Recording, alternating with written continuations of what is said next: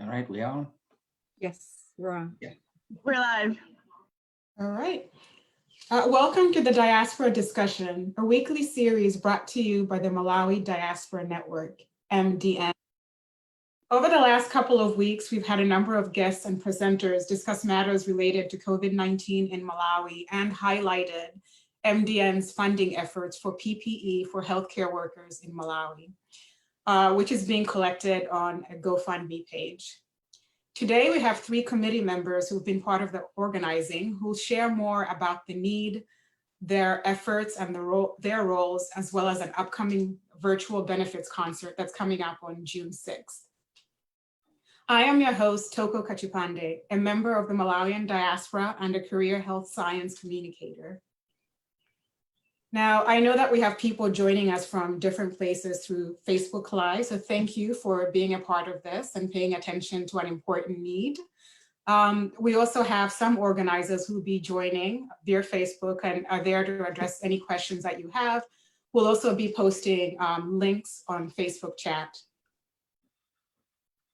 All right, today's 3 panelists are Elisa Munthali. She's a healthcare policy leader and a healthcare expert who has worked with nonprofits. She's also served on different nonprofits as a volunteer, as well as on nonprofit boards. We also have Eddie Namingoma, who is a finance and accounting specialist who's also worked with 4 nonprofits. He has led leadership positions in a number of Malawian organizations. In addition to that, we have Jordan Price. He's a public administration and economic development background who has served in the Peace Corps and worked for health-focused NGOs. He's also an honorary consul to the Malawi Embassy Mission in the US. Welcome, everybody. Thank you. Thank you. Yeah, thank you for your time and the work that you do for the Malawi community. So let's talk a little bit more about each of you. What is your general interest in Malawi and how are you involved with the Malawi community? We'll go with ladies first. So Elisa, we'll start with you. Thank you very much, Thoko. I think it had been said in a number of the diaspora discussions that preceded by our colleagues that to whom much is given, much is expected. And so, I was born in Malawi. I've been in the United States for 4+ decades, so I'm aging myself a little bit. But once you are from Malawi and you have family there, you're connected. And no longer, it doesn't matter how long we are outside in the diaspora, whether it's in the United States or other parts of the world, we have a vested interest because that's where we came from. That's where our families are from. And so it means a lot to me for everything my parents were able to do to get us here, to be able to give back so that those that I may know by name and those that I don't know, the everyday Malawian that is doing everything that they can do to survive, that I am giving back. And so it has been a privilege to serve, not just as part of the member of the board of the Malawi Washington Foundation, but also as a past president of the Malawi Washington Association. Great. I know what you feel about once you're from Malawi, you're always connected to it and you always want to make sure that you give something back.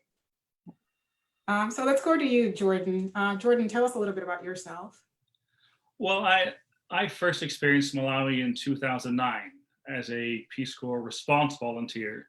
And I worked in Machinga district, ended up traveling the country and just really fell in love with Malawi. And since 2009, I've been voluntarily promoting the country. I once convinced CNN to change a headline that had erroneous information about Malawi. And since last year, I officially serve as Malawi's first and only honorary consul in the United States. So I adore Malawi, it's a beautiful country, many challenges. And my role really is to raise Malawi's visibility in the United States so that more people participate in sustainable development in Malawi, treat the people with dignity and respect, purchase Malawian products.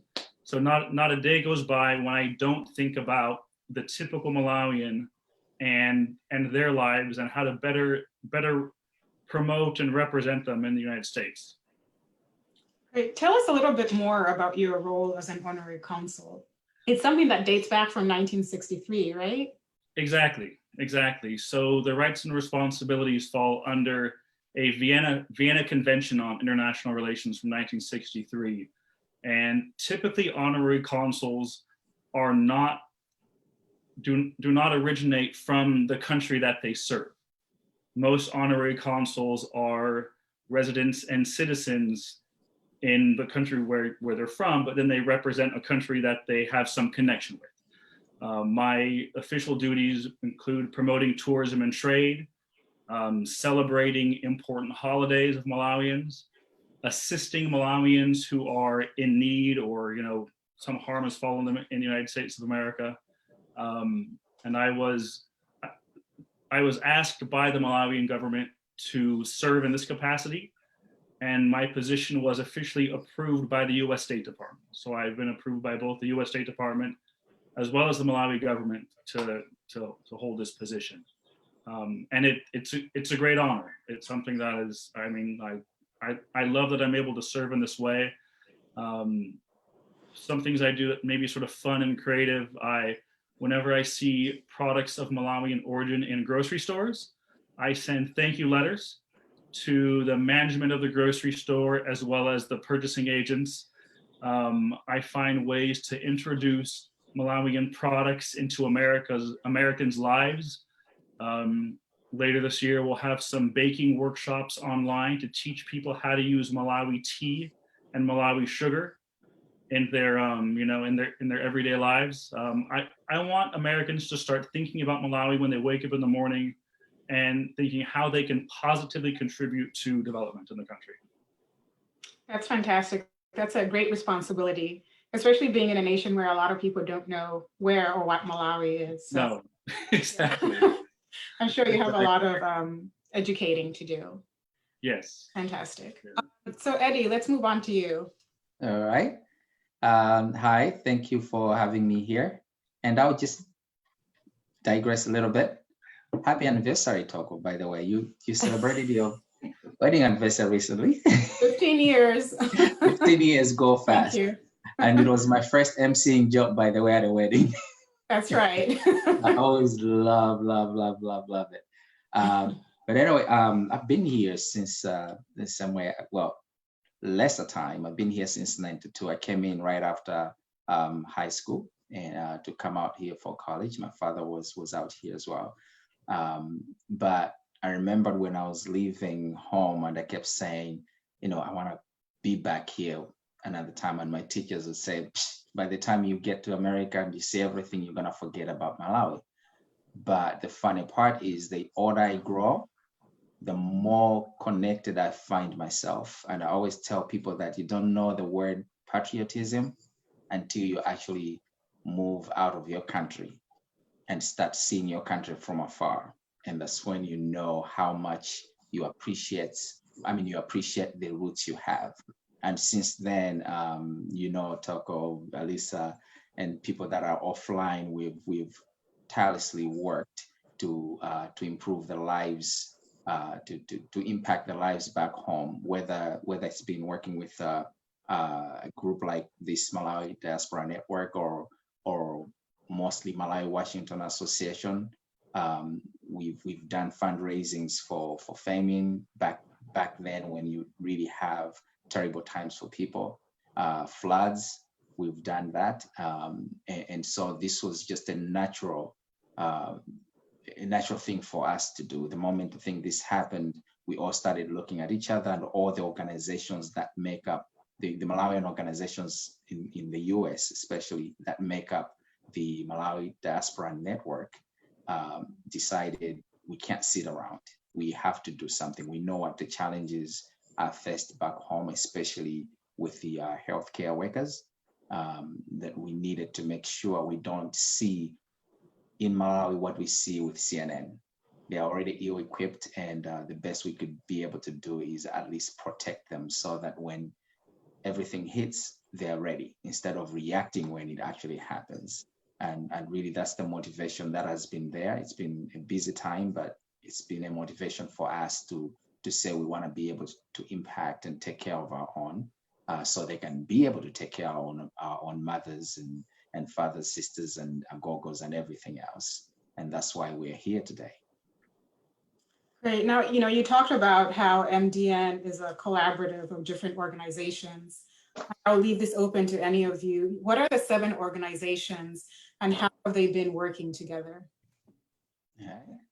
You have, and I hope I won't forget them. Let's see.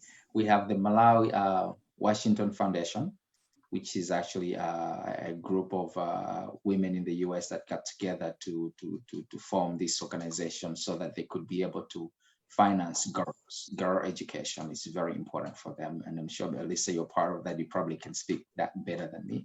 But it's one of the organizations I definitely adore because I know the impact they are doing with their work with young ladies. They've been able to sponsor them to go to, through high school, and some of them have graduated in college. And can never, I think it's one thing that will improve somebody's life and a generation for that person who is able to finish school and change their lives.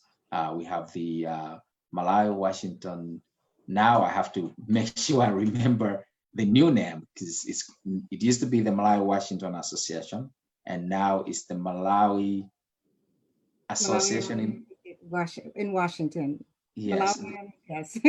Yeah. Okay, Malawi Association in Washington. Yes. Okay. I think sitting always offline and trying to make sure everything goes well is gonna slap me after this. And both organizations, all these organizations that I'll be mentioning, they are actually officially non-exempt with the IRS. So any donation that's even done today is tax deductible. So take advantage of it as you think of helping others. You also are actually getting a benefit out of it. Mm-hmm. We have the MITO, which is Malawians in Texas organization. We have an organization, and this is a little bit quirky because it's almost like every member of all these organizations, we also become an organization for that. And that was formed as a reaction to a big flood we had years ago, not the Ida one, but before that. America. NEMA. Yeah. The New England Malawi Association. Yes, there's that. And who else are we missing? Seattle. MITO in Dallas. So MITO, I did mention the Malawi, Texas. And right? Seattle, Washington. Who else do we have? I think that takes us to 6. Malawi Community USA. Yes, that's the 7th. Yes. Okay, great. Awesome. Teamwork. And is the embassy a part of this as well?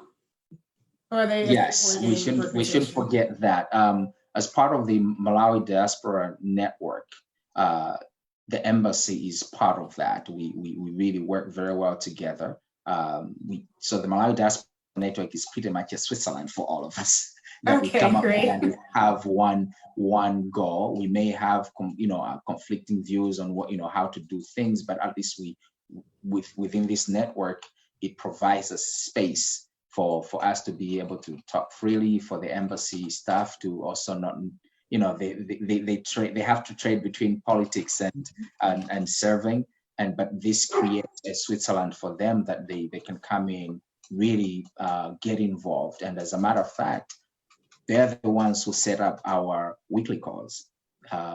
If we have to, when we have been able to do live meetings, like we had a Diaspora Network, I think a year ago, summer. Yes. They are the ones who organized the place and got in touch with some of the high profile speakers and really arranged everything beautifully. And it was an incredible platform to be available on.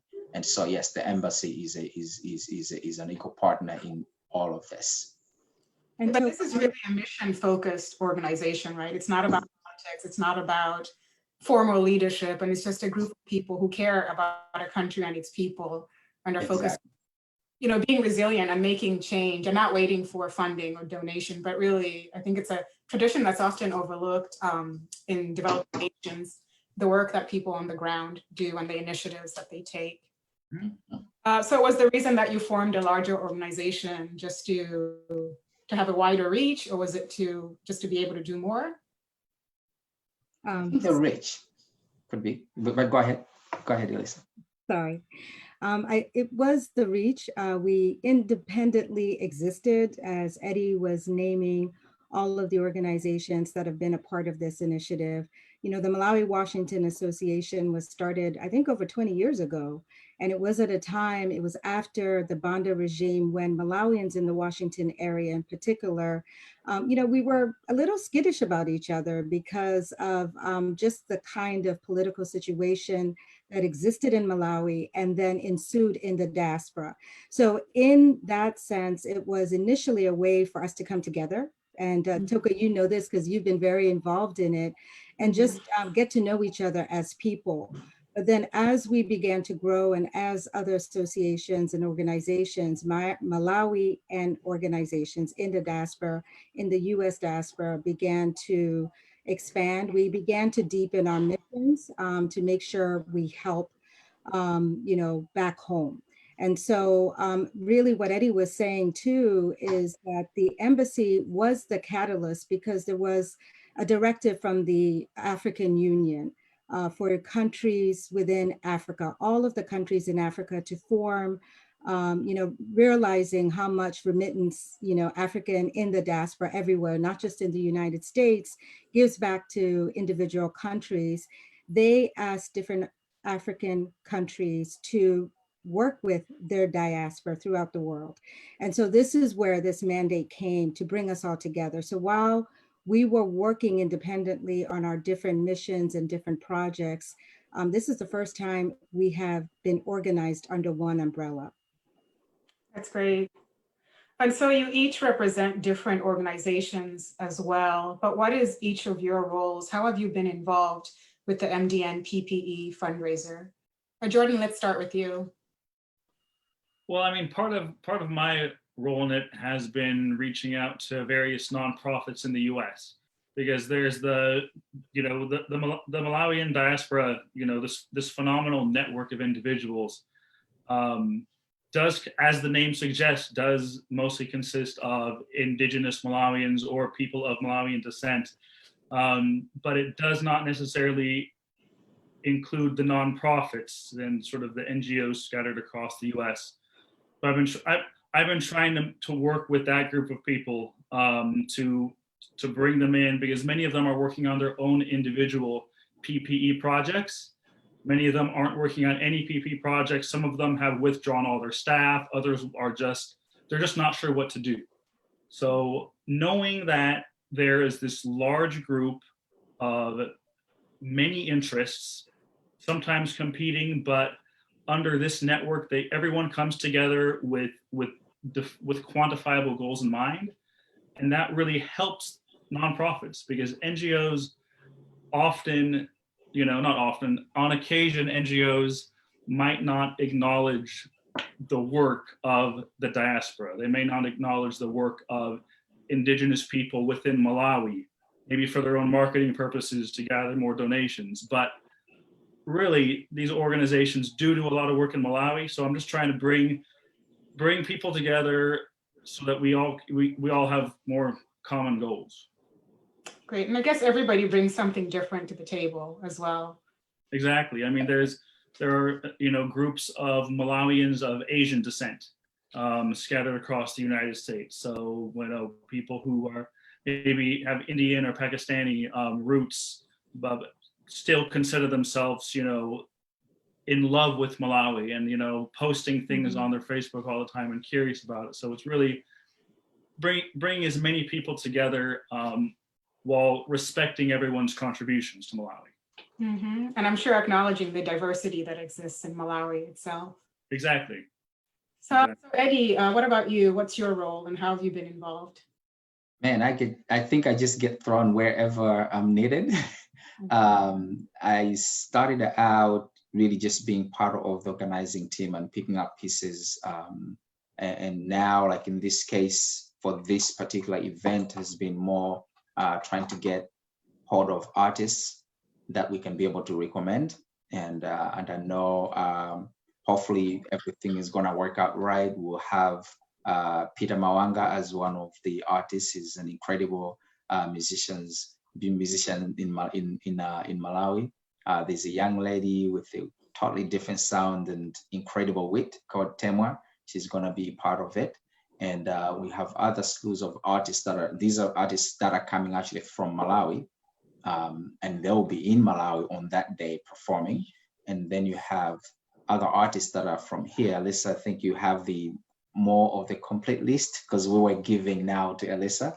And another part that I was doing was also trying to get organizations that can work with us to receive the funds, because you have organizations that are doing the work, but they're under-resourced in doing their work with COVID. And so we also are in that part of trying to do that.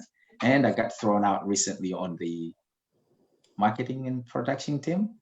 So I'm following the lead as part thrown of out or thrown in? No, I mean thrown in. Okay. Yeah, not like you don't know what you're doing, get out. Okay. I was actually I just got included in that, and so it's been fun learning something new as well. Great. And so Elisa, it sounds like you're doing some work with local artists of Malawian descent, or is it just other local artists? Yeah, that actually is my brother Eddie and Ken Malamboza. They are leading that piece of work, but I am primarily responsible for identifying and securing and confirming speakers. And we're so excited because we're going to have speakers from all across the globe. Some in Malawi, some here that are experts, public health experts, practicing clinicians. We wanted to make sure that there was diversity in perspective so that we had clinicians that were not just in urban areas, but in rural areas where most of Malawians are living. We want them to provide their perspective on how things are on the ground and the importance of personal protective equipment and other challenges and triumphs actually that they may be encountering as well. And so we are almost at the point where we can announce who some of these folks are. I think tomorrow we'll have some official promotional materials that will be out. The majority of the speeches will be pre-recorded because this will be a live event. We want to err on the side of caution, just in case there are connectivity issues. But there'll be some really exciting live speeches and opportunities to engage with the speakers through video chat. So that should all be coming out in terms of a tentative program very early this week. But I, like Eddie, there to help and part of production, and we have all other duties as assigned. So we're very happy to be a part of the team. That sounds really great. I can't wait to see the list of speakers and performers, but more importantly, I can't wait to be part of next Saturday and see how it goes. Absolutely. And if I can interject just for a minute.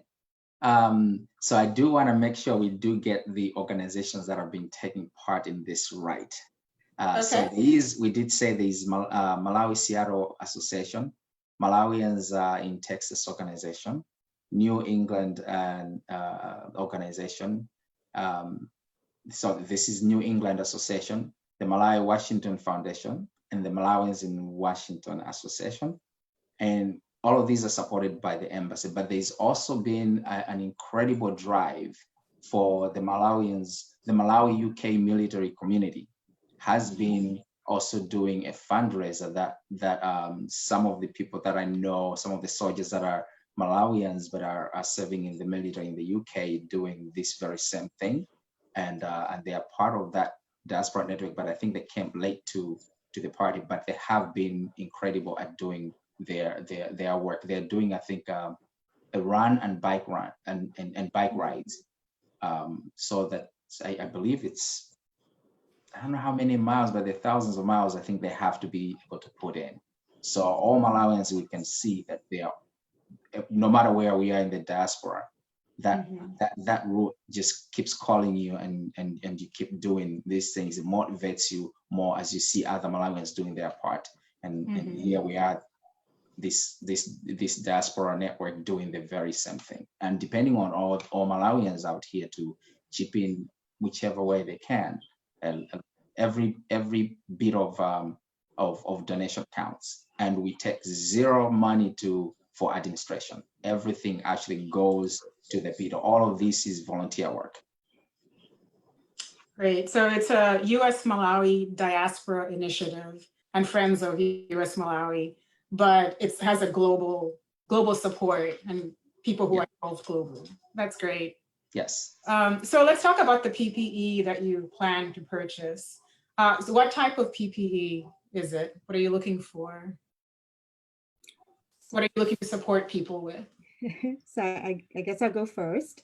So we're looking for PPEs to support those at the front lines in terms of masks, in terms of gloves, in terms of gowns. We know that our healthcare system is quite fragile. And even before COVID, we know that there were a number of healthcare workers that were on strike because they didn't believe that they had the appropriate protection. I think generally, I think we can say that, but in particular, as we're talking about COVID. And so the basic needs really that somebody who is caring for another in a health facility would need so that they can protect themselves as well. We know that, in terms of the healthcare worker ratio to patient, it is quite low. WHO, I think, says for every one physician, they're caring for 30,000 Malawians. That's incredible. So it is really important for us to make sure that the folks that we have working at the front lines who are so dedicated, they do all of this in spite of not having the resources to do it, that they are protected. It is important for the population to be protected, but especially so for those that are taking care of all of us.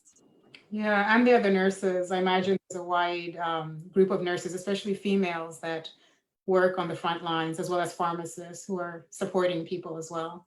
Absolutely, because nurses really are at the front care of care for everyone around the world. And they are the ones that are looking after us, hour by hour. Doctors are very important as well, but it really is the nurses. And so that's a great point.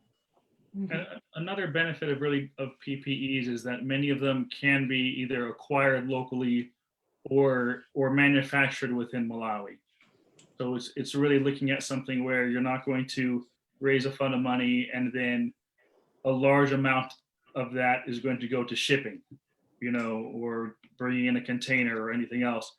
But by really focusing on PPEs that can be manufactured in the country or brought in from a neighboring region, that seems to be one of the more efficient ways for us to help out. Great. So you might be looking at something like the N95 masks. It sounds like there's some that might be manufactured regionally, but then there's also the cloth masks that people are making. And I can imagine that we have so many tailors in Malawi that you can work with tailors there to develop those. Absolutely. Yes. There's a lot of ingenuity in terms of masks, but also like even ventilators. We learned of a project, I think out of College of Medicine, where they are putting together ventilators. We also have learned of a number of initiatives throughout Malawi, even people who don't have running water in their own homes that are using whatever water supply they can to build hand washing machines. So there is no lack of ingenuity or resilience in Malawi. So that's a good thing. That is one of the most positive things that has come out of, how we may be fighting this pandemic in Malawi and in Africa in general. And I also imagine things like hand sanitizers can be manufactured by even pharmacists there or local companies.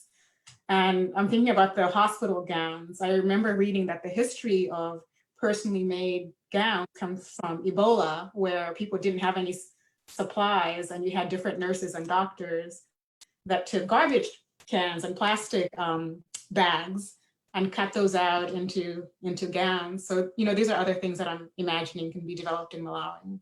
Yeah. And it's great that you're focusing on local, locally sourced items. Yes. So let's talk a little bit more about the healthcare system. Elisa, what do you know about the current response and what the challenges are and other opportunities?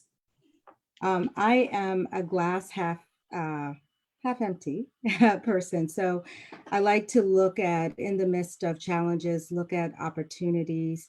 I think one of the opportunities for Malawi and Africa is the seasonality of the virus, right? So because it is making its way through Asia and it's making its way in Europe and America, there's some things we've been able to learn, and it's given us some time to learn. I think one of the things, while there's some disputed facts about or issues or information about the virus, I think one thing that is not in dispute, it's highly transmittable. We also know that the elderly are at particular risk of getting COVID and being very sick from it. We also know that, distancing helps in terms of slowing the spread, and that good hygiene practice and washing hands are important. So I think from Malawi's standpoint, this has been very good. We talked about the ingenuity and the resilience of Malawians in spite of some of the stats that we shared, that they're making masks, they're making ventilators, and there's hand washing. And what that tells me is that messages about coronavirus have been disseminated into local communities. And so that's a good thing. I think part of the challenge we have is, I think we have to keep it real. We're in the middle of a multi-party re-election. And this is not a discussion or a point about politics. All of the parties, we're very fortunate. We are in a democratic process where a number of parties and supporters can voice their opinion. But the activities that are associated with campaigning inherently put people at risk of coronavirus because you're very close to each other. Supporters are rallying very close to each other. And so in many ways, these sort of things undermine some of the public health messages that have already been disseminated. And so I think there's an opportunity though, because we're all in it together. All the parties are in it together. They're all campaigning. So there's an opportunity for them to come together, to come up with a comprehensive and coordinated approach to protecting their supporters at the same time as getting their message across. I would also say in terms of testing, we want to make sure, you probably heard this about identifying who has coronavirus, isolating them, tracing who may have been in contact with them, and maybe treating them. And so the treating part, this is why it's even more important to make sure that we have personal protective equipment for those that treat us.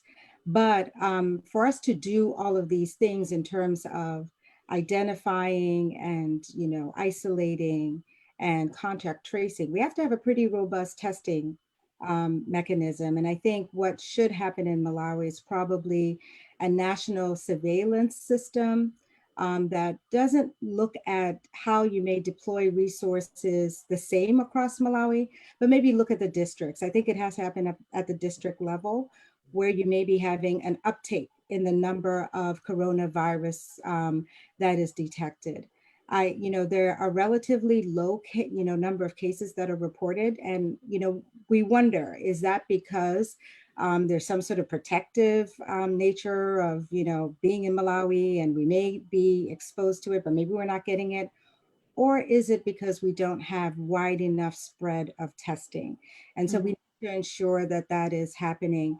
I think a benefit of being in Malawi and being in Africa in general, we've been able to use local experts. So community health experts have been at the forefront, and public health experts have been at the forefront, telling people all of these messages about corona, washing, being able to wash your hands and being able to distance and all of those things. I think we can use those folks to be able to test, to be able to get folks to isolate and to start to trace where other cases may be.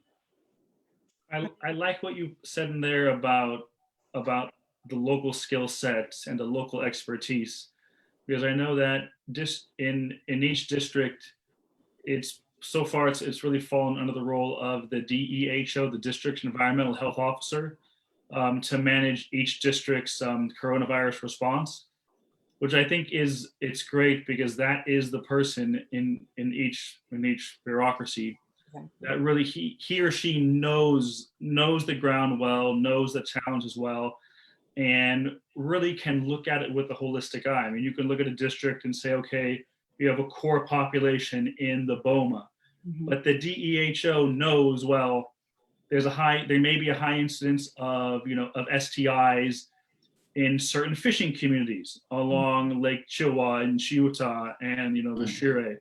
You can look at those. Having that expertise on the ground is essential for this global response, because it keeps it. I feel like the sharing of knowledge can definitely. There's always more opportunities to share knowledge better, but what I've seen so far in Malawi is that people are sharing that information well, which is somewhat comforting, that even though we may not have the resources and we may not have the tools that we desperately need, at least knowing, what's happening across the country gives a better idea. But as you say, the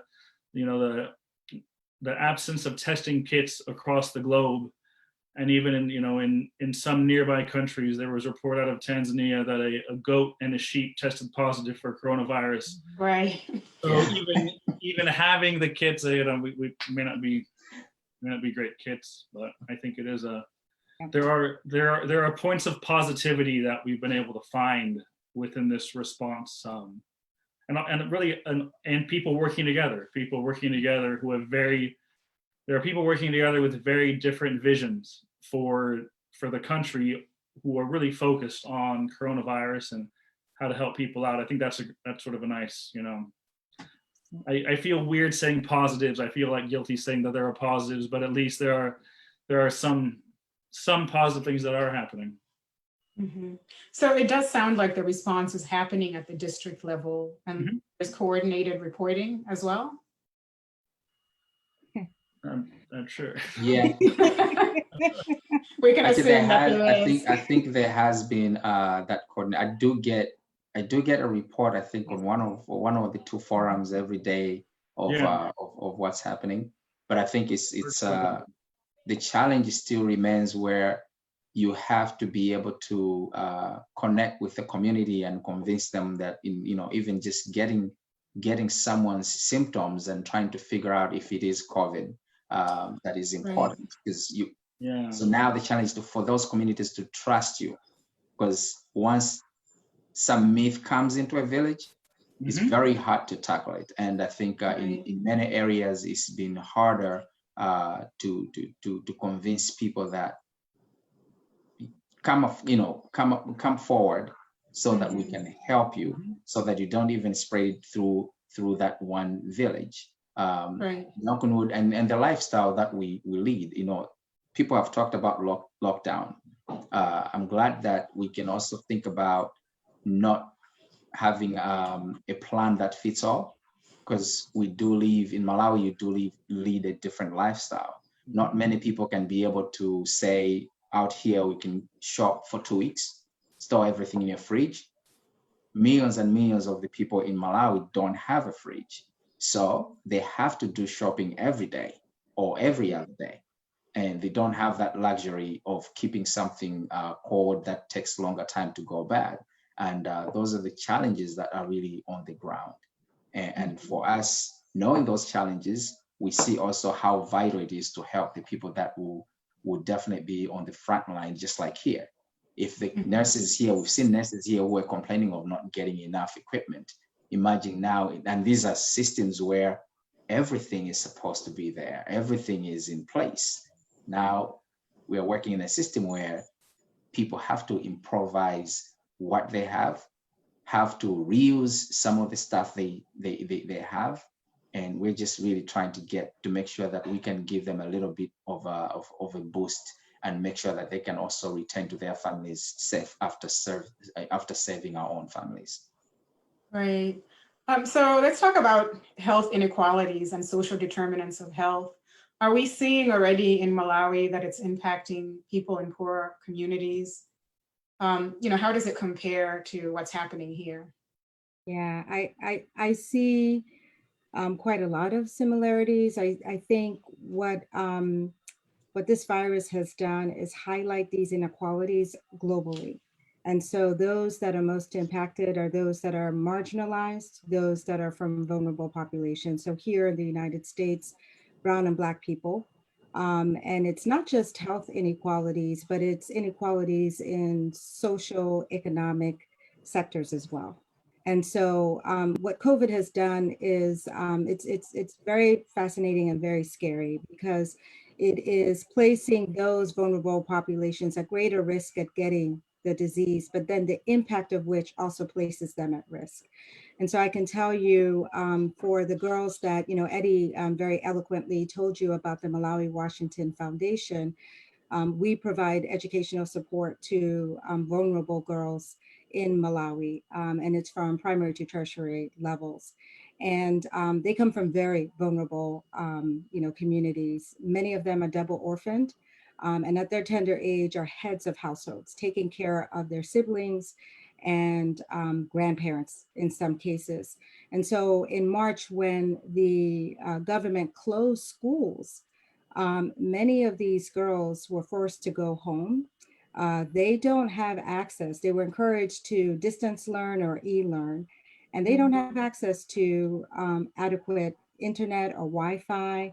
They don't have laptops. They, you know, this is my cell phone here. I remember just a couple of days ago, I was telling our organizing team, I was trying to get something out and my charger died on my laptop. I had to do a lot on my phone and it was so challenging to do so.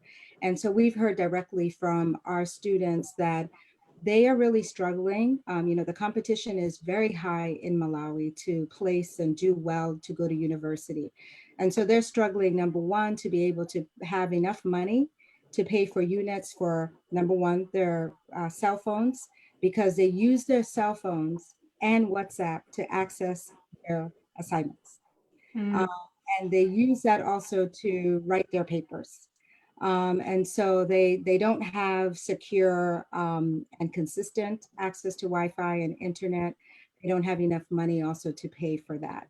We're actually in the midst as an organization to say, you know, while the students have been placed in a go home and, you know, hunker down situation, they are still at risk. Their concern is that if we don't continue to learn, we will not be ready when we have to sit for exams and they're going to be further behind. But this is the vast majority of Malawians. So this is to Eddie's point, you know, when you think about learnings, I talked about the learnings before, that we are in chronologically this space in which we're learning from different countries, America and, you know, Europe, but the context is different. Our solutions have to be Malawi centric. And you have to think about your population. We don't have the infrastructure to be able to go home and get on your laptop for many people to just start learning. They don't have that structure. They sometimes don't have running water and all of the other things. So now they're doubly impacted. Number one, by the risk of getting COVID. They may not have access. It's all an access issue. Access is the domain that goes across all of it. They don't have access to healthcare. Maybe it's not access to quality and safe healthcare if they have it.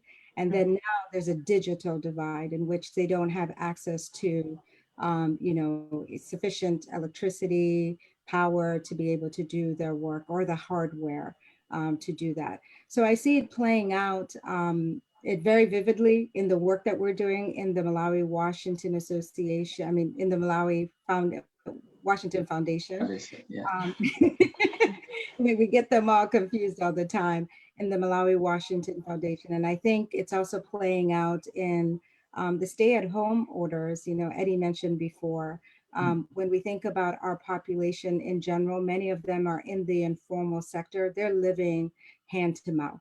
And so, you know, it was the idea behind it was a good one, but it needs to be, you know, fleshed out a little more with context, with who we are as Malawians, you know, who we are in terms of, you know, the systemic problems that happen from colonialism to neocolonialism to not investing in public health and the health sector. This has impact on the population. And so your solutions will be different than they panned out in America or in other places. Mm-hmm.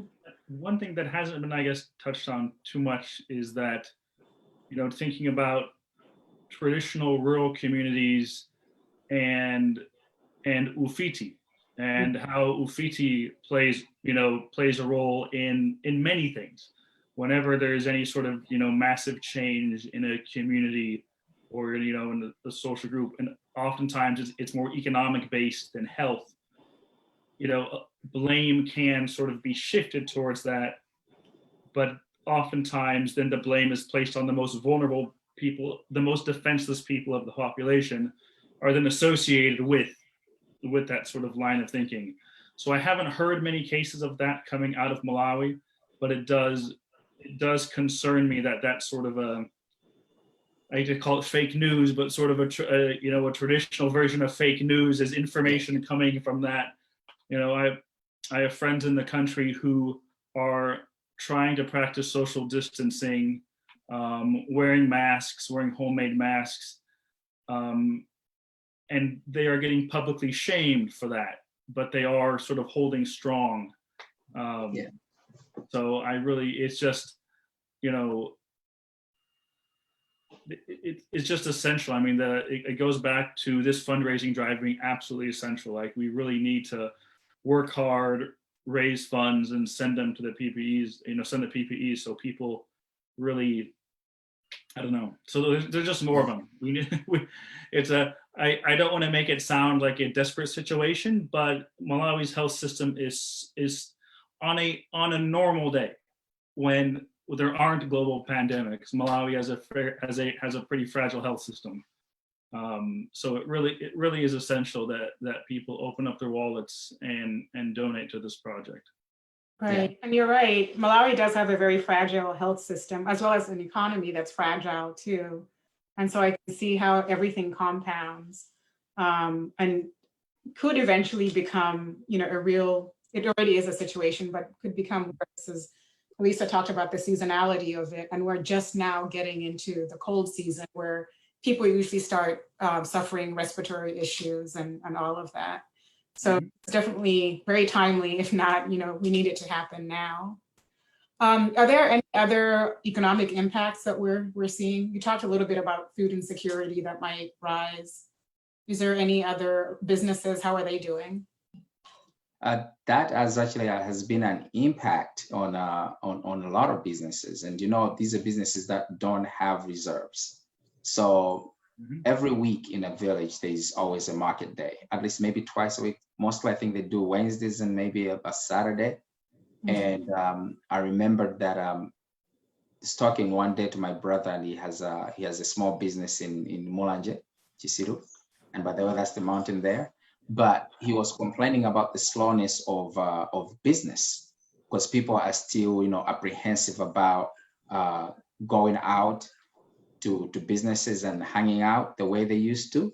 So as a result, there is impact there. And even when we talk about trying to talk about the lockdowns that people were proposing, that was the biggest issue, to say, what happens to the businesses?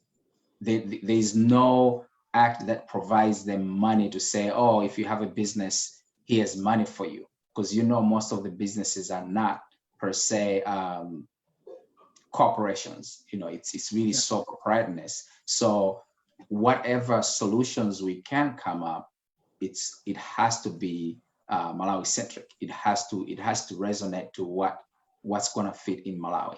And that's, I think, the tougher question that everybody is trying to figure out. How do we deal with this, at the same time make sure that the economy for everybody, especially the people in the village, still moves on? Because it's a choice between me feeding my family today because I don't have the reserves, and going to get COVID somewhere else. And that's a big challenge. And one of the things too, as we were talking about the PPEs, was Justin, you talked about the shaming of people with masks. I had read several times that nurses going to work were being refused public transportation, and these are through minibuses that they would see them in their attire, and they would not want to have them ride the minibuses. And in Malawi, to get somewhere, most of the people don't have cars. It's not like we have a huge middle economic class, middle class, that can afford cars every day and do that. So most of these had now to either walk distances to work. And I know of an organization that's not part of the Diaspora Network, but it's called Malawi Builders Network. They were raising funds specifically to do scrubs, because at home, nurses don't wear scrubs like here, that they can go to work in their own clothes and change into scrubs. They wear their proper nursing uniform to go to work. And so the other organization that I'm affiliated with was trying to get just the scrubs made in Malawi to try to see if the nurses can have at least their civilian clothing when they're going to work and carry their scrubs in the bag. And when they get to work, change into the scrubs, and which are also easy to wash and so forth. So these are little challenges that people don't talk about, but this is what the nurses who are really the ones that will be on the front line are facing. An important thing for a virus that can be transmitted on surfaces and things like clothes. Yes. Important. So there's definitely a lot of need. The goal is to raise $15,000 through GoFundMe. And I think we're just a little bit at a third of the way into what we're hoping to get. So once the funds are collected, you talked about a little bit about procuring items from Malawi and working with people locally to get this done. How else do you plan on using the money and implementing this? You want to take that, Madame Elisa? Oh, you want to take it? You want me to take it? Yeah. Okay. So one thing I can tell you about the group, and Jordan and Eddie will tell you this, is that we research a lot. We research a lot in terms of just PPEs, what was needed, how much it would cost. We did that by literature, but also by talking to people. And in addition to that, we researched quite a bit who on the ground would be the most suitable organization to work with. So all of the money, as Eddie was mentioning, will be going to the healthcare workers on the front lines. So we have done cost analysis of how much it's going to cost per unit, per gown, we talk a lot. We talk a lot. And so we want people to know that we communicate, we take it very seriously. Number one, for Malawians. Number two, because we know that people are giving out of the generosity of their hearts. And this is not an easy time in the world. There's so much going on. And while we're talking about Malawians being impacted back home, we know also some of the people that are giving have been impacted personally. And so we appreciate everything we've received so far, but we realize that it's important for us to be good stewards of the resources that are coming in to support our folks back home. So all of the monies would be going back to help that. We are in the process now of to finalize our partner on the ground. It took a lot of meetings. I'm stressing it a lot because we talk a lot. They're laughing. I believe you. Because we do a lot of vetting, and we want people to know that in this climate, we want you to know that we've taken it very seriously, and all of that information will be released very soon. Great, and I know that you're all very dedicated people who care about the people in Malawi and are focused on that. So it's great. And with the organizations we work with, like Elisa said, we vet them. We also require that when they have used the funding we've contributed to their work, they actually produce a report back to us. So for any organization that's not able to do that, we won't consider it, because we are also answerable to make sure that we account for what we give up there. They should also account for what they're receiving. So that's one of a measuring stick that we use to make sure the money does go where it goes. It works great when they don't have to do a lot of administrative work. So if they already have structures in place and they can just pretty much get the funding and mobilize our resources to target the areas that are needed, it's definitely great. Will you be sharing that reporting and progress with the public? I'm sure we can find a way to do that. And we've been here since we creatively started this series. I think it will be a great idea after all of this is done to be able to have a series like this and publicly report of what has been done, because that's definitely going to be a great tool to utilize. We should utilize this and get that word to the people.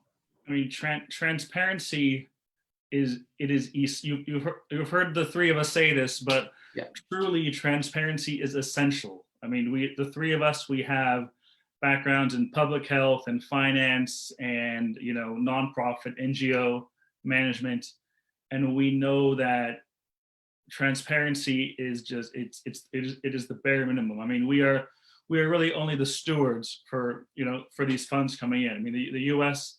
is in bear market footings. The rest of the world is. This is a hard time to fundraise. This is not an easy time. Yeah. Donors are. I know donors with other organizations who are canceling donations, who are withdrawing funds because they don't have the money that they thought they had. One of the great things about this, besides it being very transparent, is these organizations are all registered with the U.S. government.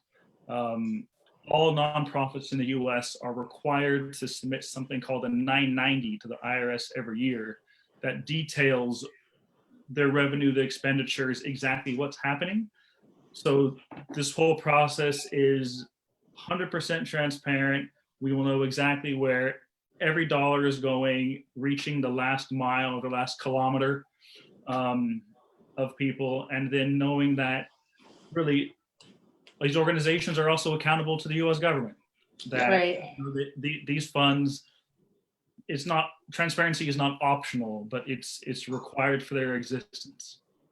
And so we look at it that on this group we have at least a couple of CPAs. One of them, then Felix Linde. So when we do take this, we can't sign off any kind of paperwork with our professional designation unless we're convinced we have actually accounted for everything. So yes, it's the process that we go through to vet the recipient of these, the funds. We make sure that we are looking forward to saying this is how we're going to account for it. This is the transparency that's core value to the mission itself. So we can't stress that enough. And when I look, yes, it's very hard to be in this situation right now. People have lost jobs. A lot of Malawians have lost their some of them temporary, some of them are permanent.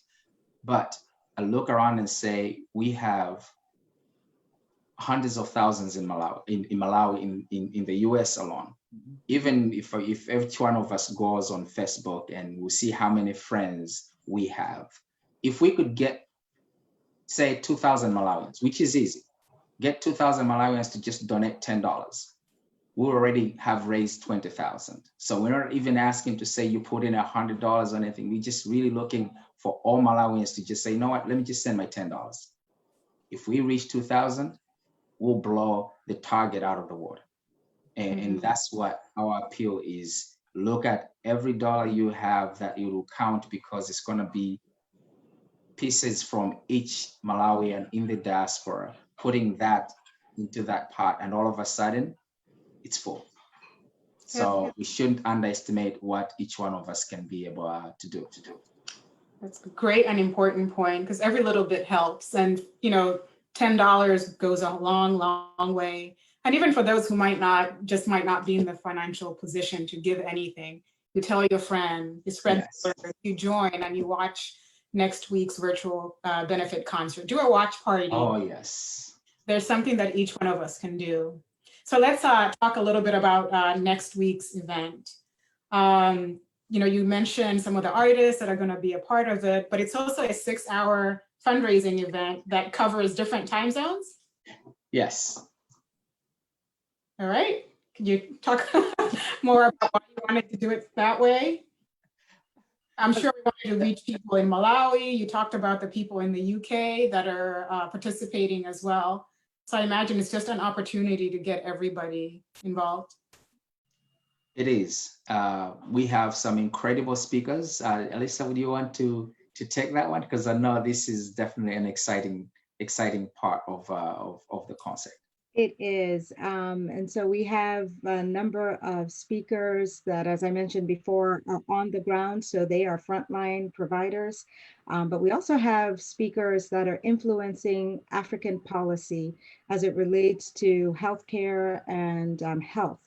I can share with you today that one of our keynote speakers will be Dr. Leah Zulu, who is based in Kenya. He is one of the eminent scholars and experts in reproductive health in Africa. He has been very supportive to us and is very excited to join us. We also have, just to give you a little peek, because a lot of this will be finalized tomorrow with promotional material. We have the district health officer of Blantyre, who will be joining us as well, sharing his perspective on how Blantyre and Malawi are coping with COVID. In addition to that, we have some folks, I mentioned that people will be recorded for the most part, but in the districts, where Malawians are, in Neno district, in Kasungu, in Karonga, we are having experts from across Malawi. So we can get broad perspective. So it's not narrow. So it isn't just one person's, and that's okay. But we know that the disease is playing out differently across Malawi, and some things might be different in terms of how people are living and their access to care. So we will start off, of course, with DJs. We're so excited. I think I can say this, that E-Dubs. E-Dubs is going to be one of our highlighted DJs, and we're so excited. He's a wonderful DJ, if no one has heard him. We've got some other artists that we are just confirming right now. So I could say, in terms of the speakers and artists, we've been blessed. There has been no one who said, well, I don't know if I want to do this. If there was an issue, it was a conflict of time, but everyone's heart is in this. Everyone wants to give back to Malawi. Everyone wants to be able to provide PPEs for our healthcare workers. That's fantastic. And so it sounds like we're looking forward to a lot of great entertainment, lots of great guest speakers from everywhere, and everybody has their heart set on helping Malawi and healthcare workers. That's fantastic and inspiring that you guys have done so much in such little time. It's really, really impressive. Thank you. Next week starts at 1 p.m. Eastern time in the US. That's going to be 7 p.m. in the UK, 8 p.m. in Malawi. And for other time zones, they're on the event flyer and on the group Facebook page. Is that correct? That is correct. Any final thoughts from each of you before we wrap up? We can start with you, Jordan. Final thoughts are that I've been extremely impressed by the unity I've seen in the Malawi Diaspora Network. It's been incredible to see people, because when people leave their home country, they bring their whole experience with them. Life does not start afresh in America. And let's say someone's even a second or third generation American, they don't start, they're not just born afresh from the soil. They bring all those experiences and histories of experience and oral tradition with them.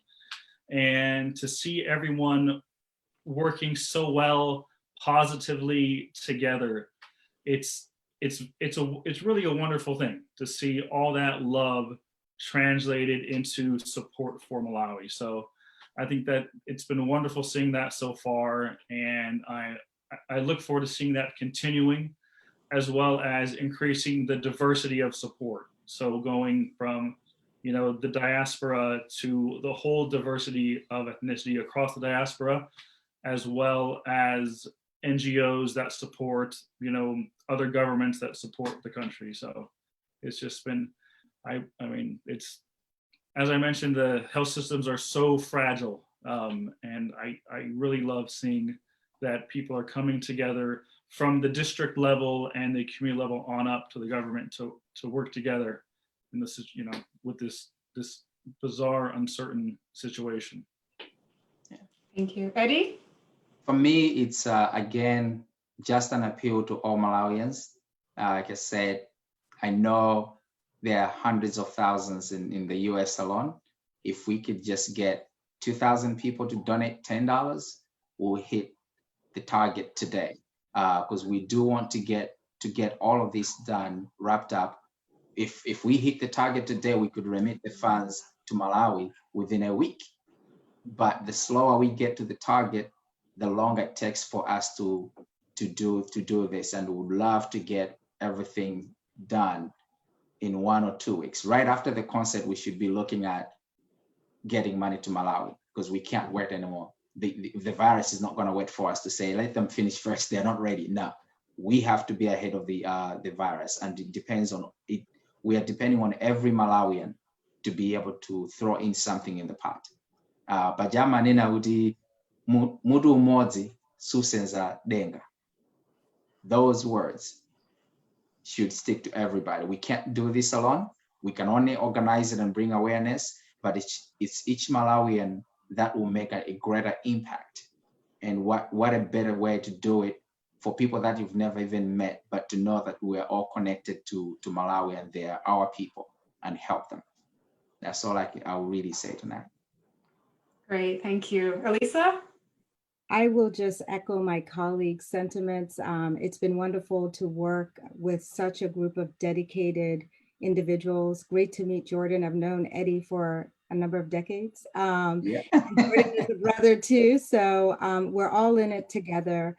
I think, we get inspiration really from the folks on the ground. We've been talking about the resilience and ingenuity of Malawians, and that gives us strength. I think it should also give motivation to our leaders across all the parties, I would say.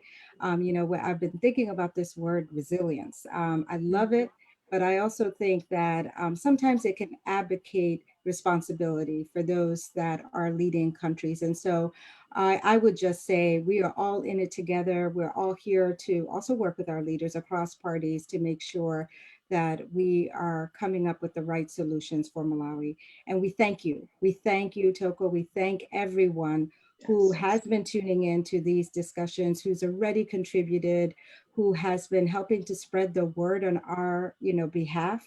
As Eddie and Jordan have mentioned before, this is volunteering, volunteering for our home and a place that we love. And so we cannot thank you enough. Well, thank you, Elisa, Eddie, and Jordan. Thank you. All in this together. And cheers to everybody who joined us today, those who have already donated. And for everybody else, just a reminder to help spread the word. Even if you have just $10 to donate, get others who care about everybody else to join in next weekend. That's next Saturday, June the 6th, for the virtual benefit concert. Thanks everybody for joining today. Thank you. Thank you. You. Bye-bye. Bye.